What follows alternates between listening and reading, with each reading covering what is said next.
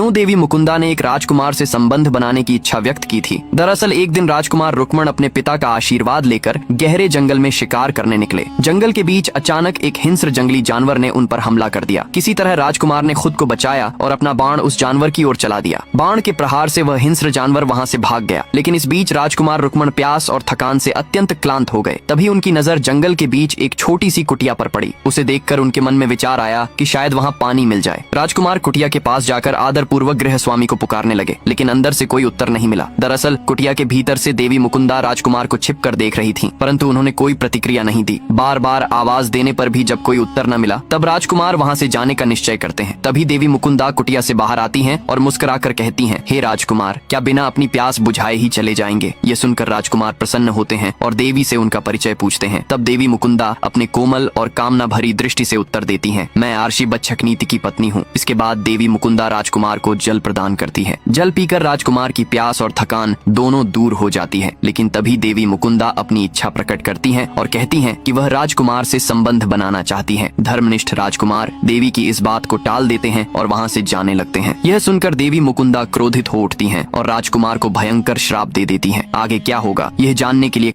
पिछले भाग में आपने देखा था कि प्यास बुझाने के लिए राजकुमार रुक्माण आर्षि बच्छकनीति के आश्रम में पहुंचे। आर्षि पत्नी ने राजकुमार को जल प्रदान किया और उनके साथ संबंध बनाने की इच्छा व्यक्त की, लेकिन धर्मपरायण राजकुमार ने देवी मुकुंदा की उस इच्छा को अस्वीकार कर दिया और वहां से प्रस्थान कर गए। यह देखकर देवी मुकुंदा क्रोधित हो उठी और उन्होंने राजकुमार को श्राप दिया, यदि तुमने मेरी इच्छा पूरी नहीं की तो तुम्हारा शरीर चर्म रोग से भर जाएगा। लेकिन धर्मपरायण राजकुमार भयभीत हुए बिना वहां से चले गए। कुछ दूरी चलने के बाद राजकुमार रुक्माण को थकान महसूस होने लगी और उनके शरीर पर चर्म रोग प्रकट हो गया। क्लांत और पीड़ा से भरे शरीर के साथ भी राजकुमार भगवान का नाम जपने लगे। तभी अचानक उनके सामने नारद मुनि प्रकट हुए और बोले, राजकुमार रुक्माण, थोड़ी दूरी पर चिंतामणि मंदिर है। उस मंदिर के पास एक पवित्र सरोवर है, वहाँ स्नान करने से तुम्हारे सारे रोग समाप्त हो जाएंगे। राजकुमार रुक्माण चिंतामणि मंदिर में दर्शन करते हैं और उस पवित्र सरोवर में स्नान करते हैं। स्नान करते ही उनके शरीर का सारा चर्म रोग समाप्त हो जाता है। इसके बाद राजकुमार रुक्माण फिर से उसी कुटिया में लौटते हैं और अंदर प्रवेश करते हैं। देवी मुकुंदा उन्हें देखकर प्रसन्न हो उठती हैं और दोनों एक गहरे संबंध में लीन हो जाते हैं। लेकिन जब राजकुमार लौटने लगते हैं तब देवी मुकुंदा को संदेह होता है। वह मन ही मन सोचती हैं, जिसे मैंने श्राप दिया था वह अभी भी स्वस्थ कैसे है? तभी राजकुमार का रूप बदल जाता है और उनके स्थान पर इंद्रदेव प्रकट होते हैं। इंद्रदेव को देखकर देवी मुकुंदा समझ जाती है